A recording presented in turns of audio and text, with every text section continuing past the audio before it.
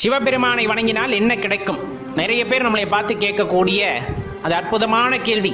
ஏன்னா எதற்காக பல பேர் கோயிலுக்கு போறாங்க அப்படின்னா அவங்களுக்கே தெரியல. போய் கடனை அடைத்து கொடு ஆண்டவான்னு வாங்கறது, நம்ம வாங்கிறது, அடைத்து கொடு அப்படின்னு கேட்கறது. அட அப்படித்தான் கேட்கறியே, கர்ம வினையை அடைக்கக்கூடிய வழியை கேட்கறியா? அதுவுமே கேட்கறது இல்லை. அதே போல பொருள் வேண்டும், சொத்து வேண்டும், நகை வேண்டும், ஆடம்பரமான வாழ்க்கை வேண்டும் என்று போய் கேட்கிறார்கள். அந்த வீடு பேர் இன்பம்னா என்னன்னே தெரியறது இல்லை. அதனால இதெல்லாம் போய் கேட்கறவங்க நம்மளைய பார்த்து கேட்கறது, சரி ரொம்ப காலமா சிவபெருமான வழிபடுறியே, அவர் உனக்கு என்ன கொடுத்தார் அப்படின்னு கேட்கறது. ஐயா நல்லா தெரிஞ்சுக்கங்க ஐயா, என்ன கொடுத்தார்னா அப்பா அம்மா இந்த உடலுக்கு வைத்த பெயரை மறக்க செய்து ஏகாந்த நிலையில் இருக்க செய்தார்.